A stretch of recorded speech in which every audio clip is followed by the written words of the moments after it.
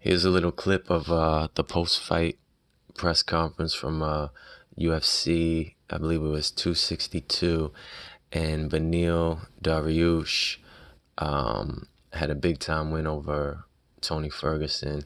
For those of you who don't know or don't follow, but Tony Ferguson is pretty much a legend in UFC, a veteran fighter, and Beneil just had a win over him. But the interesting thing is here, as you can see, he talks about Christ, but in a way that, hey, he might actually be one of these athletes.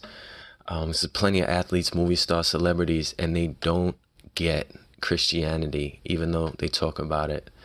They receive a reward and say, you know, thank God for this and thank God for that, but the way they live, their influence is not used to spread the gospel or anything like that. And here, this struck me actually, and when I just happened to watch his press conference, and he mentions the story of David and Goliath.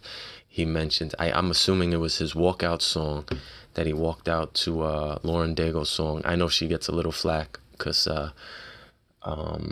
you know, from the Christian community, I don't pay attention to her too much, but what I liked is what he said, and what he said was he loves that song because, him and his line of work, which is fighting, literally fist fighting and mixed martial arts.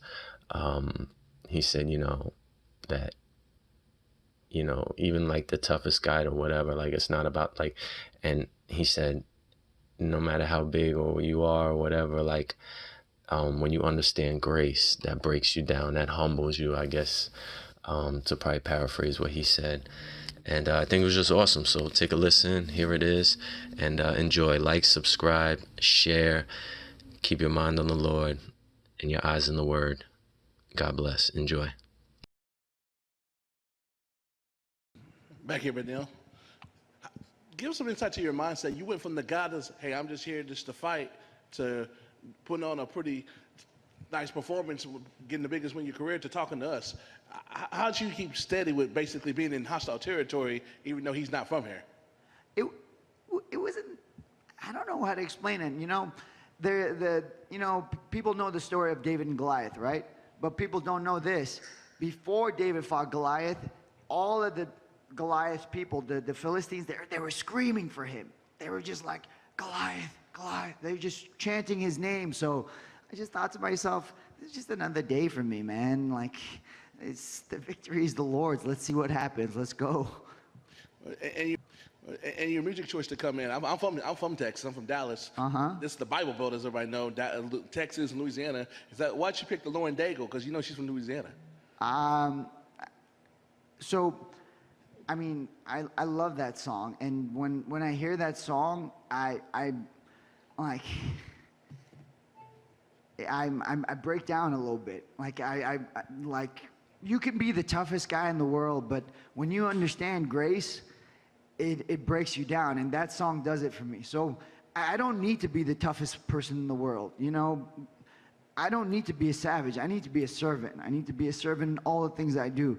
But for those 15 minutes in that octagon, I get to be a selfish savage. And the Lord uses even that. But before I go out for that, I need to be reminded that this is my 15 minutes of selfishness. In reality, I'm a servant now. A year ago, after your knockout victory over Jakar, you announced plans to start building the orphanage in Haiti. Correct.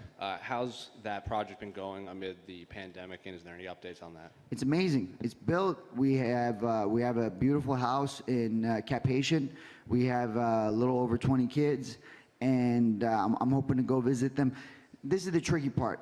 I'm scared my wife's going to be early, so I got a men's conference next week, and then right away I got to go there for a couple of days, see all my kids, and then come back. I've already gone there twice since, so it's going great. We're raising these boys and girls to be just devout, solid Christians who are going to change the culture in that country.